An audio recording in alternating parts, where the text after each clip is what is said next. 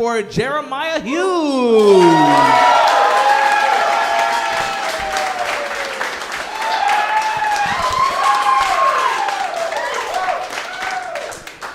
Keep it going for our host, Hannibal, everybody. Huh? He's doing great. Yeah. Happy to be in Tacoma. I'm happy to be in any city, really, because I come from a little poor town called Aberdeen, Washington. By that reaction, I can tell some of you can smell the poverty on me. That's okay. Yeah, for those of you that don't know, Aberdeen is a little poor town where Kurt Cobain and Nirvana came from. Yeah, Aberdeen's such a shitty, poor little town, it created grunge music. You understand? Yeah, I don't know. And as a kid growing up there, it was super annoying because that's all anyone would ever think of is Kurt Cobain and Nirvana when they heard Aberdeen.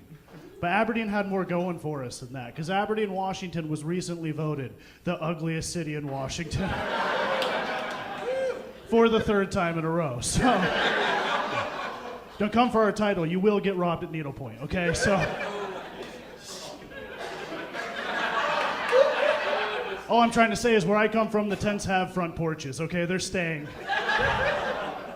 I don't know, but taking one look at a guy that looks like me, it's hard to tell where I come from. I'd be like, hey man, you need to check your privilege, because not everyone's from a gated community, jerk. And I'm always surprised, I'm like, how did you know I'm from the only gated trailer park in Aberdeen? Yeah, the only other gated community where I come from is Stafford Creek Penitentiary, so I'm doing all right. I don't know, in summary, my hometown, it has a motto, like every town has a motto. Our motto is a Kurt Cobain song, Come As You Are.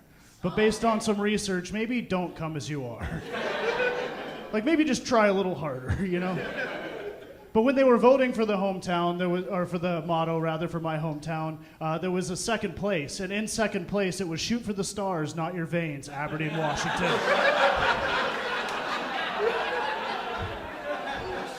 You know what I think the motto should be? It should be welcome to Aberdeen, send help. I have a lot of weird stuff happen to me. Just the other day, I got a new phone number, which normally isn't weird, but the person that had the phone number before me died. Yeah, I was getting texts and calls for a dead person. It was weird. And I didn't know what to do when the mom texted me. She was like, honey, I can't bear to delete this phone number. I miss you, I love you, fly high, Mom.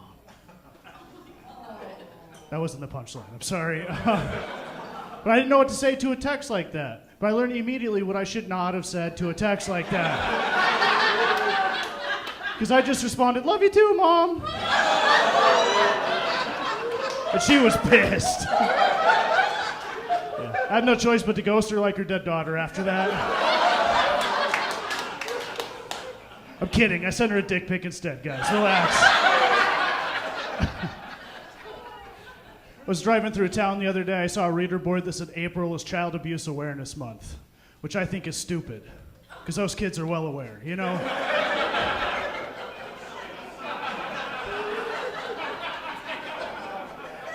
I don't know, I think we're running out of stuff to be aware of with those months. It started out with important stuff like February's Black History Awareness Month, and July is Disability Awareness Month, and then April is while you're at it, maybe don't beat your kids Awareness Month.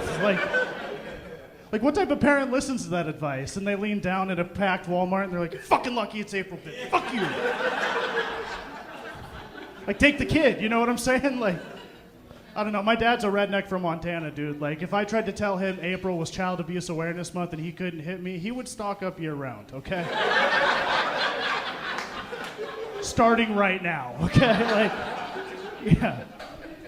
I don't know, half my family came from Montana, so when I was a kid, they would take me to a ranch to learn how to buck hay and scoop shit and be a man, And at the end of a long day, one of my chores was I had to give my aunt a shoulder massage, which was my least favorite chore, even over scooping shit. Because after a couple whiskeys, my aunt got a little into that shoulder massage. If I hit that knot just right, she's like, ooh, yeah. And that's weird, dude. I don't know what the hardest part of that was besides me.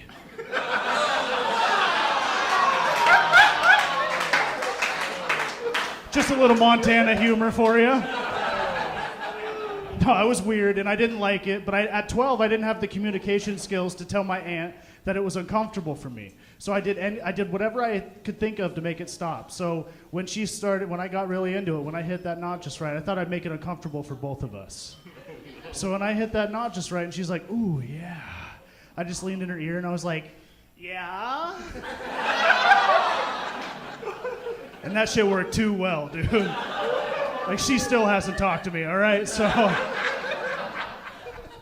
my dad came from Montana, too, and how he raised me was he treated me a little differently than the other kids. Like, when I was in trouble, he didn't grab me by the arm. He grabbed me by the back of the neck, or as he called it, the Montana steering wheel. We had fun, you know? And I remember this one time, like, I had an ear infection. He was pissed because he had to take work off. And he grabbed me by the back of the neck and he reeled me in, and he was like, boy, if you're not actually hurt, you're gonna be when I'm done with you. And I'm petty, dude. Like, I can't wait for my dad to be on his deathbed. Because I'll have to take work off. I'll be pissed. I'm gonna grab him by the back of his neck and reel him in.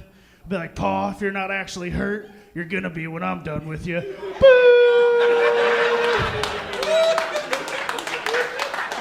That's me killing my dad, yeah? Relax, everyone in my family knows that joke, including my dad. He loves it, it's a great joke, okay? But like when I was a young man, my mom would take me and my sister to a family friend's house, her friend's house, Eric. And Eric was a kind, sweet, loving guy. He was the opposite of my dad. So the feelings I had for Eric were really confusing early on. One day I went up to my mom and I was like, Mom, I think Eric should be my dad because I love Eric more than Dad. She handled it super well. She was like, shh. I love him more than Dad too, don't mess this up. Which is extra funny as an adult because I got a paternity test done and Eric is my dad, so. Oh, relax. Everyone in my family knows that joke, including my dad. He don't like that one at all. Guys, you were a lot of fun. I'm Jeremiah Hughes. Have a good night. Thank you.